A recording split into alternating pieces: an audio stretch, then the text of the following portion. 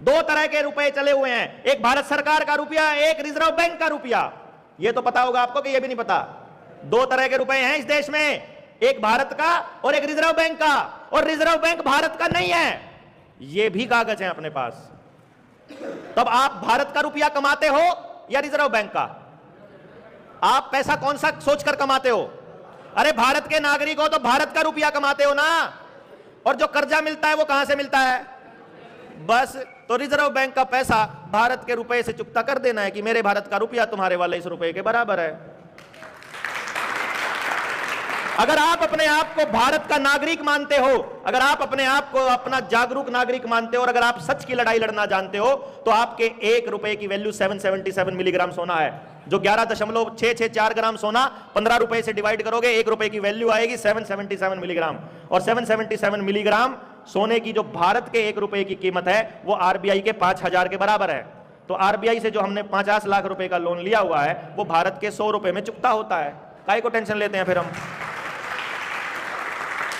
है 1000 रुपए में, सॉरी। अब ये चुकता होगा कि नहीं होगा, इसकी टेस्टिंग हम ऑलरेडी कर चुके हैं भैया। किस किस ने आवेदन लगाया हुआ है अब तक, ये बताओ? इन लोगों ने आवेदन लगाया है। किस किस के आवेदन का बैंकों ने सही सही जवाब दिया है? दिया है क्या? क्या दिक्कत है भाई उनको देने में? अगर जवाब नहीं दिया है तो दाल में काला नहीं है, पूरी दाल काली है। यहां मतलब वो कहते हैं ना कि अगर जवाब नहीं दिया तो दाल में कुछ काला है। यहां तो रिजर्व बैंक की फ्रॉड है, यहां तो बैंकिंग ही फ्रॉड है, यहां तो जिस बैंक से कर्जा लिया वही फ्रॉड है, और फ्रॉड आदमी हमारे आसपास बसा हुआ है। अरे लठ लगने चाहिए उसको, से डरते हैं हम लोग। कमाल की बात तो ये है? अरे फ्रॉड को यहां से भगाना चाहिए हम लोगों को मिलकर के। उल्टा उल्टा हम डरते हैं उनसे कि यार डर कर्जा ले रखा है। अरे कर्जा नहीं ले रखा है, तुम कितनी पूंजी ले गए उसका हिसाब लेंगे।